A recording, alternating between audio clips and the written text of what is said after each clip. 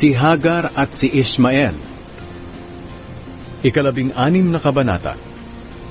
Si Sarai na asawa ni Abram ay hindi magkaanak. May alipin siyang babae na taga-Ehipto na ang pangalan ay Hagar. Sinabi ni Sarai kay Abram, "Dahil hindi pinahintulutan ng Panginoon na magkaanak ako, mabuti pa sigurong sumiping ka sa alipin kong babae. Baka sakaling magkaroon tayo ng anak sa pamamagitan niya." Pumayag si Abram sa sinabi ng kaniyang asawa, kaya ibinigay ni Sarai si Hagar kay Abram para maging asawa nito. Nangyari ito matapos manirahan si Abram sa Kanaan ng 10 taon, at nagbuntis nga si Hagar. Nang malaman ni Hagar na buntis siya, hinamak niya si Sarai. Dahil dito sinabi ni Sarai kay Abram, "Ngayong buntis na si Hagar, hinahamak na niya ako. Ikaw ang dapat sisihin. Ibinigay ko siya sa iyo, at ikaw dapat ang sumaway sa kanya. Ang Panginoon na ang humatol kung sino sa atin ang tama." Sumagot si Abram, "Kung ganoon, ibabalik ko siya sa iyo bilang alipin mo, at bahala ka kung ano ang gusto mong gawin sa kanya." Simula noon hindi naging maganda ang pakikitungo ni Sarai kay Hagar, kaya lumayas na lamang ito. Nakita si Hagar ng anghel ng Panginoon doon sa bukal ng tubig sa ilang.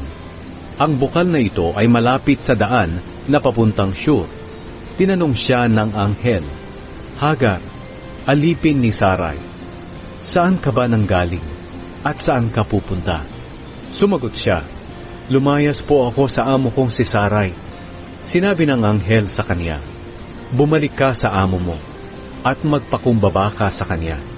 Pagkatapos, sinabi pa ng anghel, "Pararamihin ko ang lahi mo, na ang dami nila'y hindi mabibilang." At sinabi pa ng anghel ng Panginoon sa kanya, "Buntis ka na at hindi magtatagal ay magkakaanak ka ng lalaki.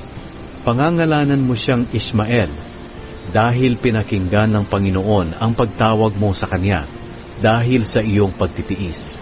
Pero ang anak mo ay mabubuhay na katulad ng isang asnong gubat.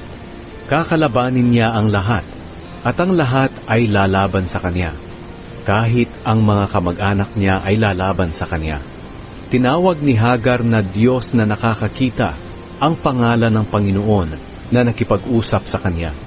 Dahil sinabi niya, "Tunay bang nakita ko ang Diyos na nakakakita sa akin sa lugar na ito?" Iyon ang bukal na naroon sa gitna ng Kadesh at Bered na tinatawag na Beer Lahai-Roi. Bumalik si Hagar kay Sarai, at dumating ang panahon na nanganak siya ng isang lalaki. Pinangalanan ni Abram ang bata na Ishmael. Nasa 86 na taong gulang si Abram nang ipinanganak si Ishmael.